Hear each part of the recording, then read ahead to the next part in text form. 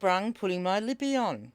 Well, hello, boys and girls. It's your favourite grumpy granny from Grogy's Patch in country Victoria, Australia. I want to do a big shout out today to all my new international followers. I've got some new people watching from the UK and some new people watching from the US. So thank you very much, because Grumpy Granny is going international. But I do need to settle down a little bit, because today I wanted to talk to you about shipping. And it doesn't matter where you're from, what country you live in, what I'm going to speak to you today will relate to you. So this will be part 1 of my domestic postage series. And it may end up being 3 videos, because as you know, boys and girls, Grumpy Granny doesn't like making the videos too long, because she worries that you will not soak in the information properly. Whereas if I give it to you a little bit at a time and spoon feed you, you will actually learn. But what I'm going to talk to you today is relatable to anyone, anywhere, in any country, at any time. And it doesn't matter what platform you sell on. I'll be talking about eBay. It doesn't matter whether you sell on Poshmark, Mercari, Dingo Shop. I don't know what half of these platforms are, but it doesn't really matter. So even though I'm going to be talking about it as eBay, think of it as any online platform where you can resell items. How you ship is so important. I want to challenge you to do 2 things. The first thing is to ship quickly. Even if you have 3-day or longer handling time, get your shipping done as quickly as possible. So if you can do it in a day, do it in a day. And your buyers will be so thankful that you did ship quickly. I actually do have 3-day handling time, and the only reason I do that is so that if I need to take a long weekend to go and do some grannying in real life and look after the grandkids, then I don't actually have to stress, because I've got that extra couple of days to ship if I need it. But in general, I post every day. The second thing I want to challenge you to is to post your items and package your items exactly the way that you would want to receive them if you had bought that particular item off someone else. Because you know what? That's the best thing that you can do to foster customer loyalty and create a great relationship with your buyers. When they open that item up and go, oh my gosh, look how beautifully that's presented, or look how wonderfully that's been packaged up to protect it, that is how you get your customers to come back to you again and again.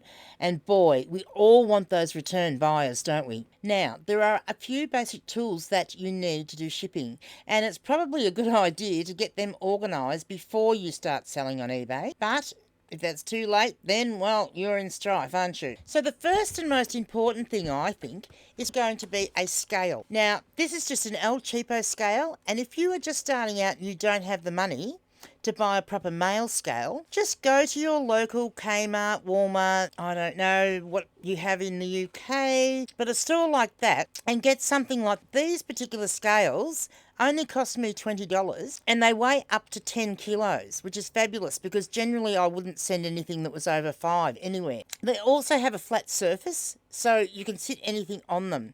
Now, it can be a bit of a problem if you've got a big satchel that's going to cover the whole thing.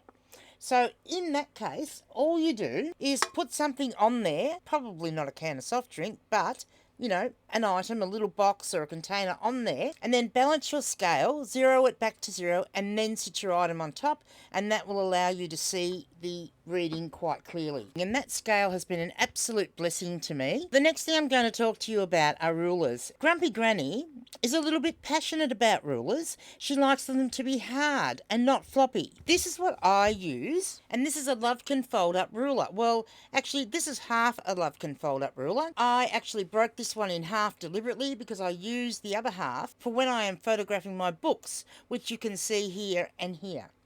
But this half, it's got inches on one side and centimetres on the other. And in Australia, for example, we use centimetres when we're doing our postage. So this is perfect. You know what? If you use a straight, hard ruler that's not floppy, then you'll get more accurate measurements. And that is so important. And that's why I think a hard one is better than a floppy one. This is actually the full ruler, just so you know. This is what I use when I am measuring my clothing, and I do all my measurements in inches because it shows up so much easier in the photos for the buyers. Yes, I always think, regardless of what you're measuring, measure it with a hard one and not a floppy one. One of the next things you're going to need is some packing tape. Now, you don't need a packing gun like this, although this is extremely helpful. I got this one at a garage sale for about 50 cents. You might have to pay a little bit more than that, but keep an eye out. You may even know a business that's got an old one that they're not using anymore and are willing to give it to you for a couple of bucks. Or if you've got the money, just go and buy one, because, you know,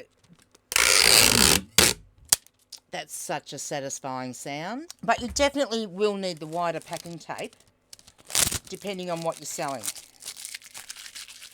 The other thing, in my opinion, that you're going to need is a thank you card. And this is the one that Grumpy Granny has made. And it includes my QR code and a cute little note, and I individually sign every one. And in a few videos' time, I am going to be showing you how I make these, so that if you are just starting out and you don't want to pay to get professional cards printed, you might just want to make something like this. And I've actually had quite a few responses from some of my buyers about how much they like my cards. And I think part of that is because I do personally sign them. You're also going to need to think about what packaging materials that you're going to need. That is going to be dependent on what you are selling and what you are having to send. But some of the basic things that you may need are cardboard. I use cardboard a lot. I sell a lot of vintage books, and I make a protective cardboard sleeve for a lot of them if they need it, especially if they're going overseas. And I'm going to show you a little bit of me making some of my protective sleeves for various items right now.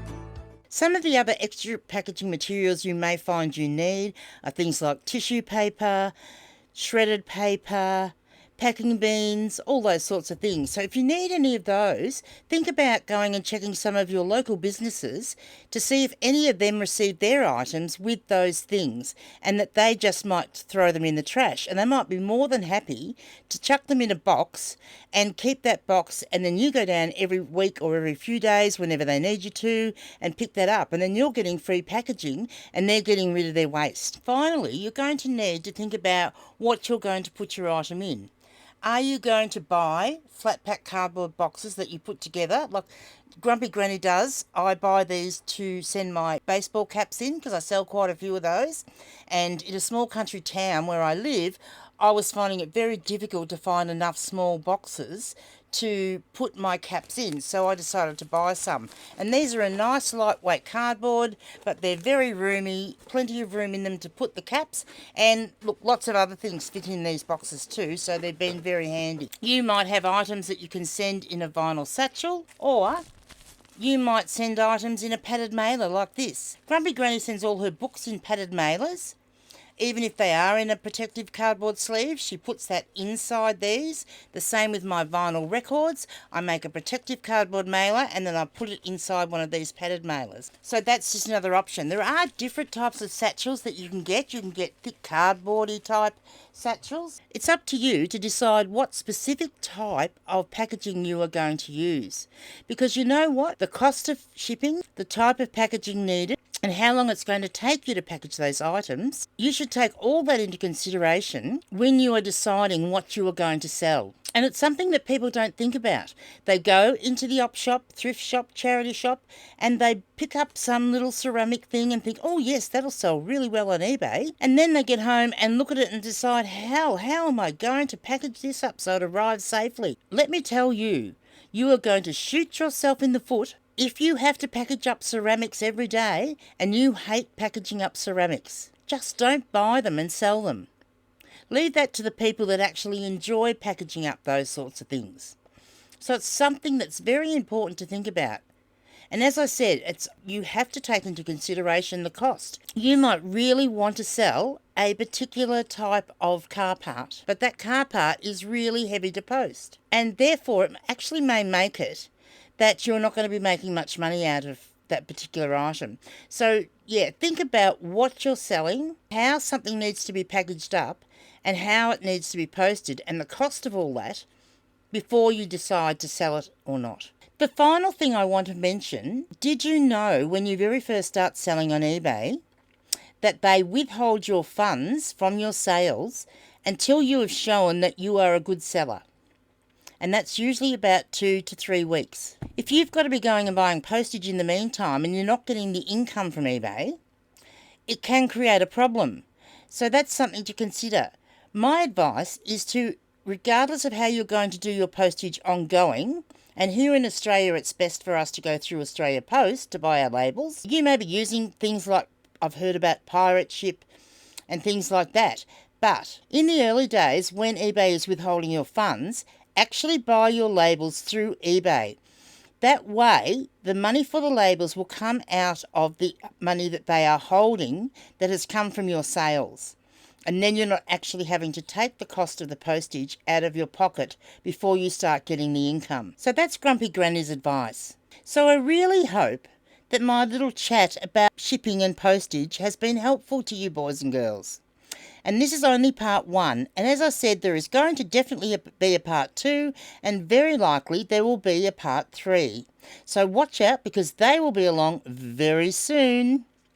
Anyway, boys and girls, I better get back to it, and keep watching right to the end, because there may be a little surprise for you. Until then, I will see you on the next one.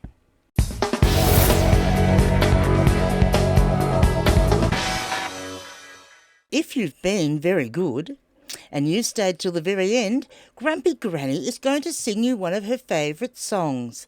It's called The Balls of O'Leary. Are you ready? Let's go. The balls of O'Leary are wrinkled and hairy. They're stately and shapely like the dome of St. Paul. The women all muster to stare at that great cluster. Oh, they stand and stare at the bloody great pair of O'Leary's balls. Bye now.